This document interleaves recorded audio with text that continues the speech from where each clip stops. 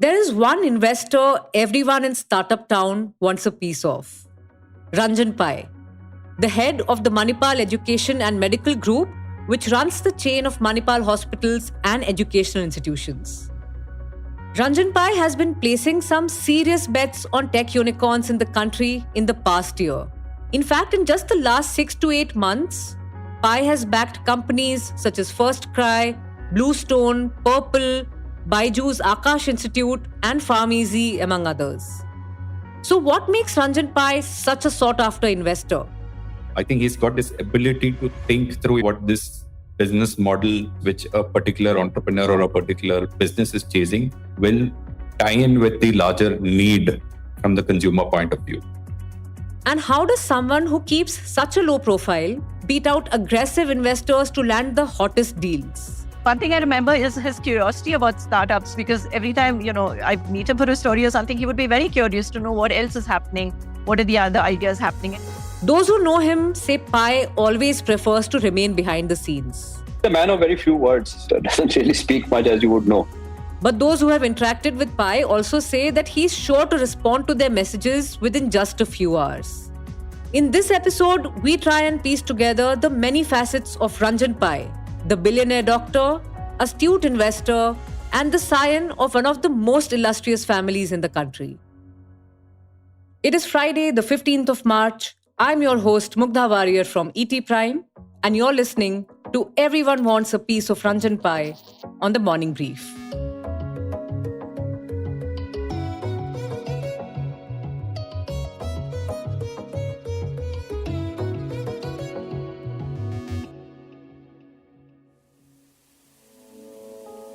Manipal, a town around 60 kilometers from Mangalore in Karnataka, is renowned as an education hub thanks to the eponymous Manipal Group's institutions, which also counts current Microsoft CEO Satya Nadella among the alumni.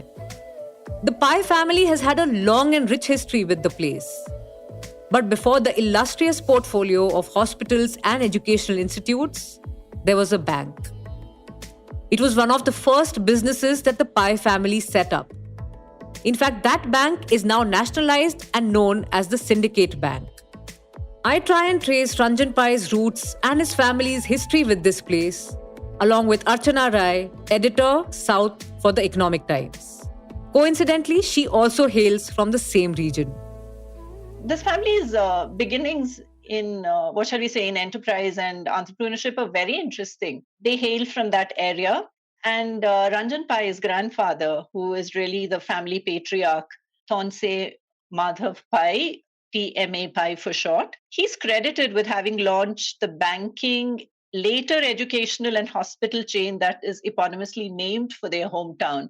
And it goes back, very interestingly, nearly 100 years. Their first venture was set up, the first branch of what was called the Canara Industrial and Banking Syndicate, opened in Udupi in 1925. So that's nearly 100 years back. And that's really as long as the family's business history goes back. The Manipal Group, as we know it today, has been built by 3 generations of doctors, starting with family patriarch TMA Pai, his son Ramdas Pai, and grandson Ranjan Pai. All of them are medical doctors, but they clearly had a passion for business. So the story goes like this. So TMA Pai graduated from the Madras Medical College in the 1920s, obviously, and returned to his hometown to practice there.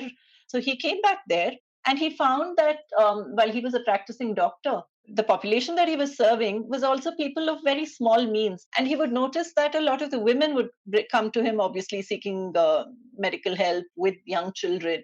And he realized that they had no financial agency. So it's quite fascinating. He apparently asked them to start saving. And they would say, so where is the money to save? And he said, you can start as small as you want.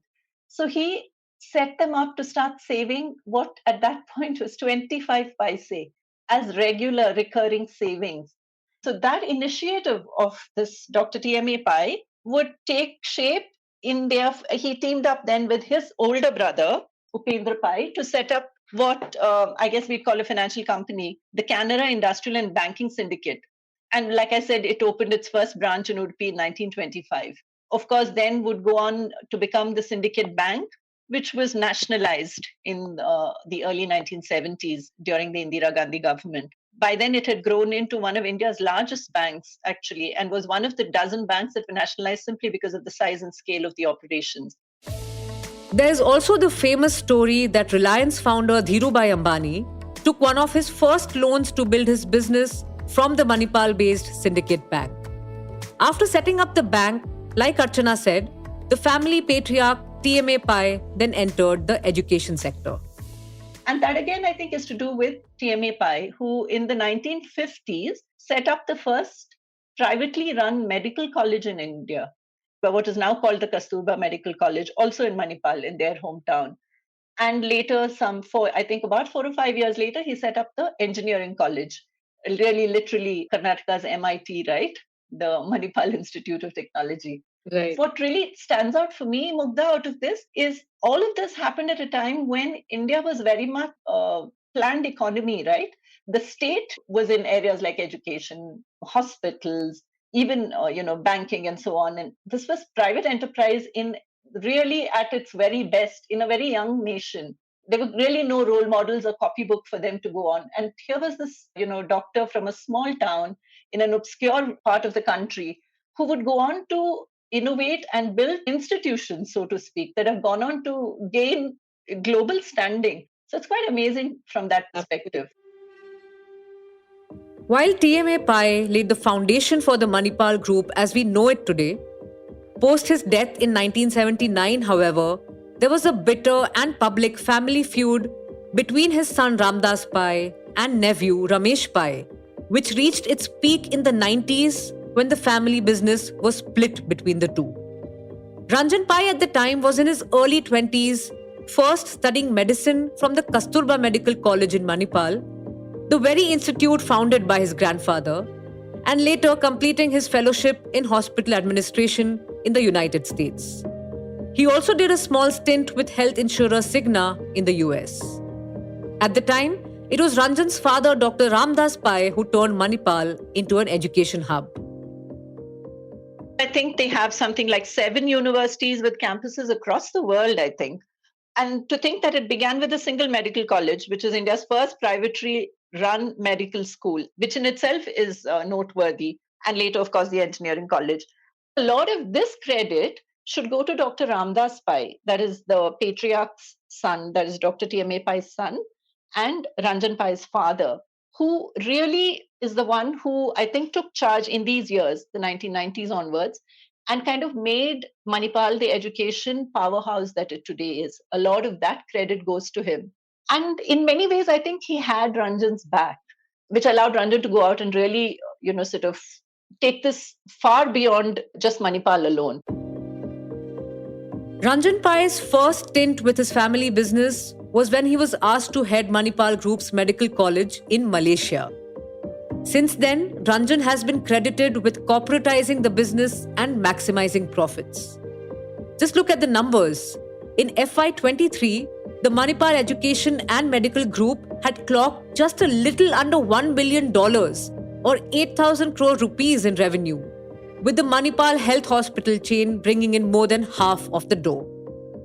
I know in the early to mid 2000s is when he joined the group. He straight away, I think, created the MEMG, the Manipal Education and Medical Group. He corporatized this.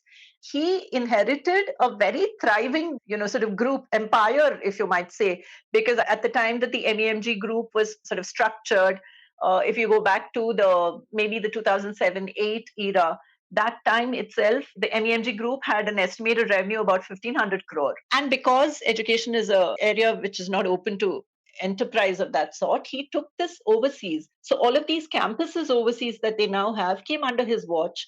So I think the entire international business that he, sort of launched is very much his. And he built these campuses I know for a fact in Malaysia, definitely Dubai and a couple of the other places where they've gone out and they have these campuses. Sikkim Manipal University, which came up as, separate. So right now they have 7 separate universities from starting with 1. And much of this, I think, happened definitely under Ranjan Pai's watch. I think he too would admit that the platform was built for him, which allowed him to really think big. He just kind of tried different ideas. And I think that also probably led him to his, the current avatar, which we all see him in as the, sort of very active investor in Indian startups. About 2 decades ago, Ranjan Pai also took over as director of the hospital group set up by his father. Today, the Manipal Group has over 30 hospitals and is slated to become the biggest hospital chain in the country. Here's ET's associate editor Arijit Barman, who's also the executive producer of this podcast that you're listening to. Arijit has tracked Ranjan Pai's aggressive expansion of the Manipal health business over the years, as well as Pai's recent sale of a significant stake in the hospital group, which is also what has given him the dry powder to back India's startup and unicorn ecosystem with a renewed vigor. He inherently, I feel, and I've been tracking this man for over a decade, is an inherent risk taker and has used equity as a currency to create value from pretty early on. The logic he's explained to me several times is very simple. If you can create more value for yourself and your stakeholders by diluting equity but ride the upside, then so be it. He's been tapping private equity or, venture capital from 2006 when Manipal as an empire, both education as well as hospital, were much smaller in size and scale. Azim Premji's investment vehicle was one of the early backers in education. So was Standard Chartered Private Equity. In hospitals, there was Kotak, True North, as well as Premji. And in 2014, he got the first foreign institutional investor in the hospital vertical in TPG. Since then, there's been no looking back. At the end of the day, by diluting equity, he got a 5 billion valuation. But remind you, in this transaction, he's not selling out entirely, but he's sold only 22% of his stake and he's got 1 billion in return. He still retains 30% of the company and will run the show as an operator jointly with Temasek's hospital vehicle, Shears, which is a very specialized healthcare investment vehicle which manages other hospitals. So 2 specialists are joining hands to create a value multiplier. Now, his 30% stake, which he still retains, will be valued at $1.5 billion almost. So by diluting equity, he's made Manipal Education and Medical Group debt-free. Nearly $400 million he's paid back to clean up the balance sheet. And the rest he's looking to spend on startups, stem cell research, as well as obviously grow the business. The healthcare insurance business, which is still loss-making, needs money. So he has money to play with. While Manipal Health is today a $5 billion company, just over a decade ago, the story of the hospital chain was very different. Back in 2012-13, when Ranjan Pai and Manipal was a much smaller entity, Ranjan actually was all set to sell the hospital chain. Sell it, as in lock, stock and barrel, to Singapore's Parkway. Everything was done. Due diligence done. The lawyers came in. Term sheet signed. Deal was almost getting announced. All stitched up. But last minute, Parkways developed cold feet and walked out. Thank God they did, because rest is history. And today you have a billionaire hospital tycoon in Bangalore, a white knight for many, someone I call a maverick. Springing back from the failure to close the deal to sell the hospital chain, Ranjan Pai has scripted a stunning turnaround of Manipal Health in the past 10 years through both greenfield build-outs and a string of acquisitions. The transformation really started kicking in from 2014-15 onwards. Let me share some numbers to validate what I'm saying. In 2014-15, around that time, Manipal had 10 hospitals. Okay? Of the 10, 8 were loss-making. 9 years on, from 10 hospitals, he will have a portfolio of 37 hospitals once he closes the latest acquisition in Kolkata, which is Medica Synergy, which is in the final stages of documentation and signing. He's merging that. Now, so 10 to 37 hospitals. Of the 37 hospitals, 36 will be profitable assets. So this is the beauty of Ranjan Pai. He does not just grow for the sake of top line. He sweats the assets and he makes them profitable. Now, the only hospital which is still not profitable of the 37 is in Pune, which is a brand new hospital. So obviously it will take 1 or 2 years to break even and then make profits. Now, mind you, with 37 hospitals, Manipal would also become the number one hospital chain in terms of number of beds. Yes, number one at approximately 10,000 beds. They'll overtake Apollo at that stage. They'll also be number two to Apollo in terms of revenue. So that's a staggering growth. From a regional community player, he's becoming number one in the country by size and number two in terms of revenue. Look at the ROC's transformation. The return on capital from 9% has jumped to 23, 24% roughly. EBITDA margin almost doubled. From 14, it is now 25%. Ranjan Pai grew the hospital chain not just through capex investment, but also through multiple acquisitions across the country, which include the likes of Columbia Asia, Amri Hospitals, Vikram Hospitals, and he's now also set to close the buyout of Medica Synergy in Kolkata. However, it's not always been a smooth run. Pai has also been outbid for two key hospital chains that he had hoped to integrate with Manipal Health to expand the business, which are Fortis Healthcare and Medanta. His attempt to break through the North market has not been that successful, which is why he's chosen the greenfield route. There's a greenfield new Manipal coming up in Delhi, in Dwarka. So with Naresh Trehan, he negotiated hard for over 6 months. And that was for Medanta. Now, Medanta, the negotiations dragged on and on and on, and valuations. There was a mismatch, and Pai towards the end was getting a little exasperated because he's a quick mover. He likes to do things fast. If it's not working out, he likes to move on. But this was a case where things were just dragging on and on. Eventually, we saw what happened. The deal collapsed, even though it would have been almost a 6,000 crore transaction. Didn't work out. Medanta went in for an IPO, and he failed. Fortis, he was very, very keen because if you had Fortis, he would have been unbeatable. He would have now overthrown Apollo on all parameters. Fortis, eventually he was outbidded again. I would say he was a very, very disciplined bidder. He had a structure, staggered payments. The eventual winner, IHH of Malaysia, paid more cash upfront and got the deal. But Ranjan Pai seems to have left all that behind. People who have been tracking him say he now has a new avatar. Armed with a whopping $1 billion, thanks to his partial exit from Manipal Health last year, Pai is determined to deploy a big chunk of the capital into startups.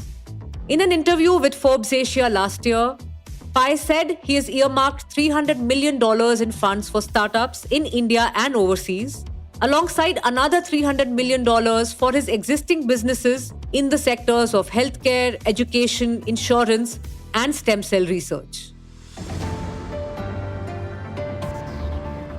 As we know now from the family office of Ranjan Pai, has acquired Davidson Kempner's debt to Akash Educational Services, which totals around 2,000 crore rupees. PharmEasy has raised close to 4,000 crores from its rights issue, with 1,300 crores being subscribed by Ranjan Pai. Manipal Group's Ranjan Pai plans to invest rupees 250 crore in baby product retailer First Cry, ahead of its planned IPO.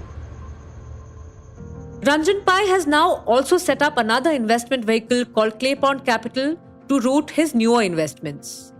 But Pai has been an investor in startups from much before his newly acquired largesse. He has been making investments in startups through his family office, the Manipal Education and Medical Group or MEMG, and also through the venture capital fund RN Capital for well over a decade. Archana Rai has been tracking Ranjan's journey as an investor from early on. So by the time started talking to him was about at the time I think he had set up Aaron Capital along with Infi's former director Mohandas Pai, and they were making their first investments. By then, he had already cut his teeth in startup investment because he had invested in Tutor Vista, which in many ways was India's first well-known edtech startup, right? Way back 2007 or so, I think, which set up by K. Ganesh and Meena Ganesh, and which had Sequoia investment at that time. And the Manipal Group had already invested in it at that point, even before they had formalized and started a fund. So you can say that he clearly knew where he was going. In the early years, he was very much staying, to use, sort of an old business reporting term, he was sticking close to the knitting. He was doing education, which he understood. And he was in the area of medical research. He had set up Stempeutics, which was a stem cell therapy research firm also at that point. And he was definitely investing and looking at areas that he understood and where his family business came from, drew strength from, the medical part of it, and of course, medicine, health, and education. I think once they set up Aaron Capital, that clearly expanded, because I remember having those conversations with him in the mid 2010s, 2014, 15, and so on, where he had, working along with the Silicon Valley Accelerator tandem to invest in mobile technologies. So he was testing the waters, I think, moving away from what he knew best to really entering into this, the India's really startup boom, which was at that point really ready for takeoff. And he was clearly sort of interested in getting into it. Also, by then, he had made one of the investments that he's best known for, Byju's, which of course is well known and I think well chronicled. He was the first investor in that startup. So all of that had happened. And by, I think, the mid 2010s, he was very much looking at this as an investor, because he was looking at mobile technologies. He was looking at areas much beyond just the health and the education part that he had started with. Another individual who has tracked Ranjan Pai's investment journey from very early on is Sunil Jain, founder of investment bank Sprout Capital Advisors, who has also worked with Ranjan on a few deals. My first interaction with Ranjan was years ago, maybe 14, 15, 16 years ago. It was in relation to a deal in the education sector, which at that point in time, it was the priority for the Manipal Group in terms of, growing the business outcomes. They had raised a couple of rounds from IDFC and another investor back then. My first impression of him was that, he was very clear in his thought process in terms of understanding the depth of the business which he was running. Two, very clear in terms of the strategy around which he wanted to build the business.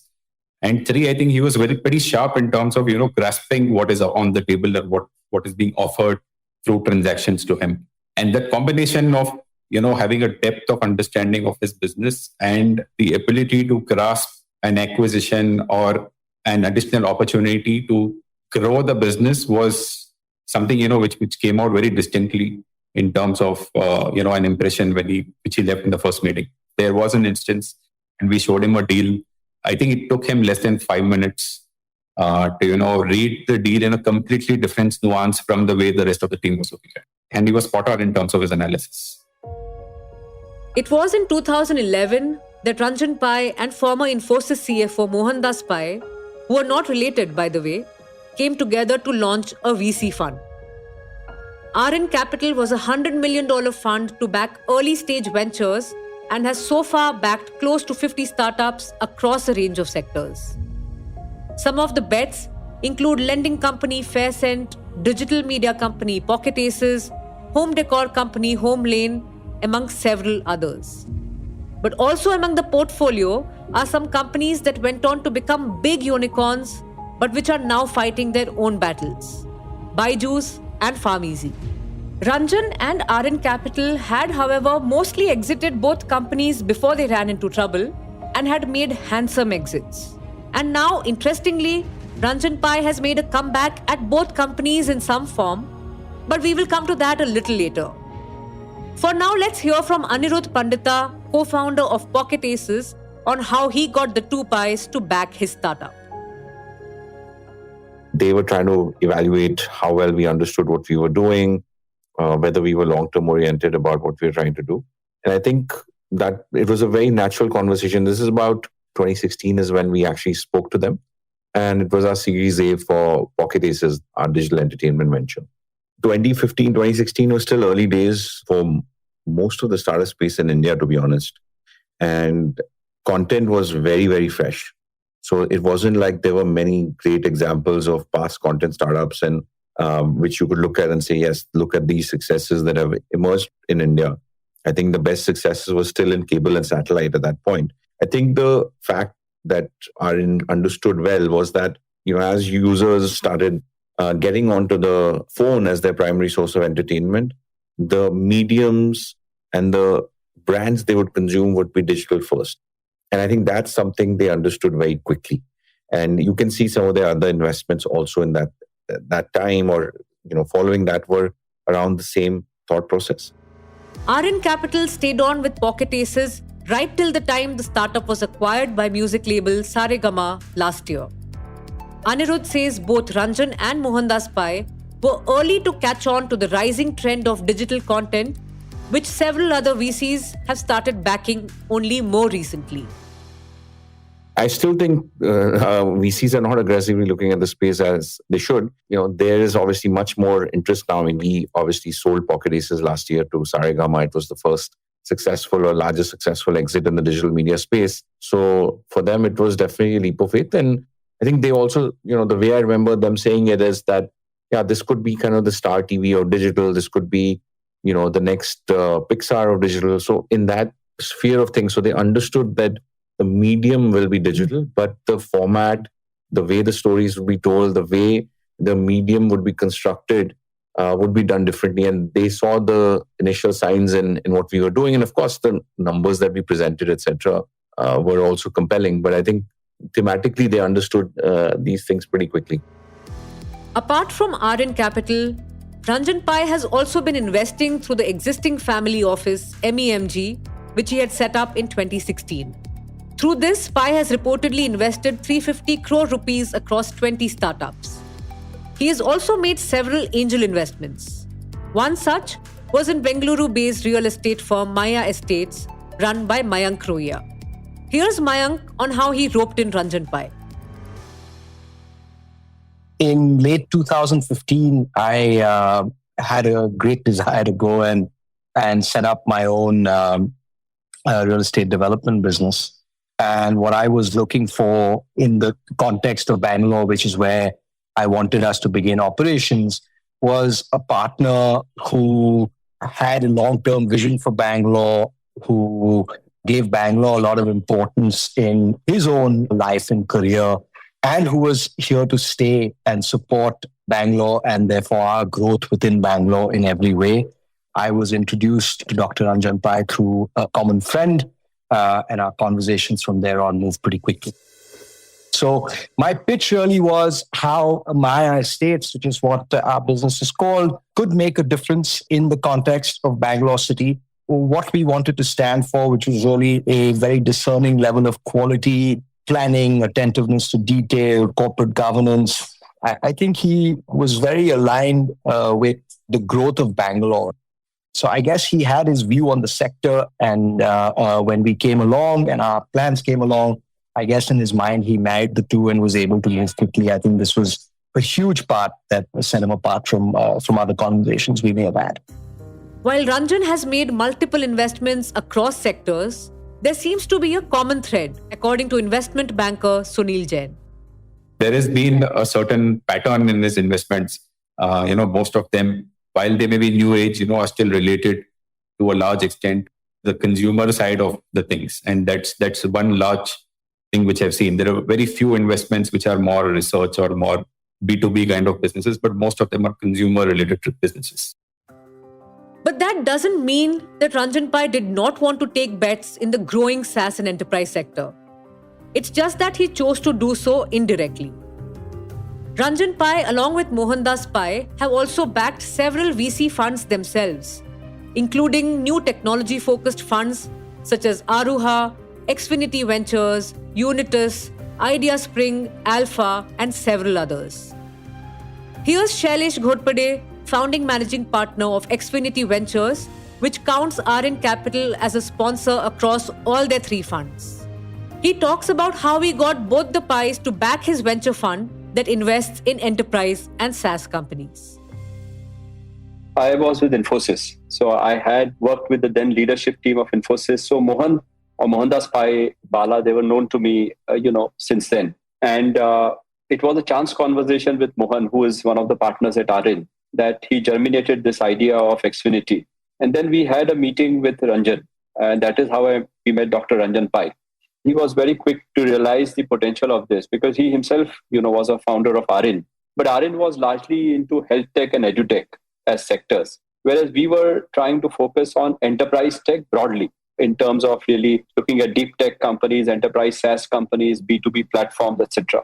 But that thesis kind of appealed to him right away because he also realized that after the services tailwind that India had in the technology, the next big thing was on the product side. The vision that both Dr. Pai and Mohan gave us, that, just focus on the enterprise tech. Because, that's what we have been doing from Infosys days. We know that these are more capital efficient companies. This is not a winner take all market.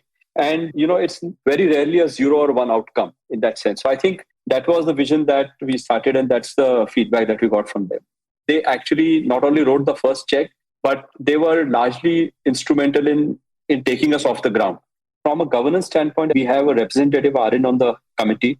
And Mohan is the point contact, so whom we meet every quarter in our board meeting to just take them through and get their guidance on our future strategy. But Dr. Pai we meet probably once a year. He's a man of very few words, doesn't really speak much, as you would know. So, but what we have always found fascinating with him is that he thinks like a user of the technology. He thinks like a customer. RN backed Xfinity's 3 funds as a sponsor, which is usually a high trust and high risk approach. As a sponsor, you're not only investing your capital, but you're really, saying that I'm the last to get out. I'm the first to come in, but last to get out, which shows that they are there for the long haul and that they believe in this story. So I think that's a huge commitment and a huge statement that they make.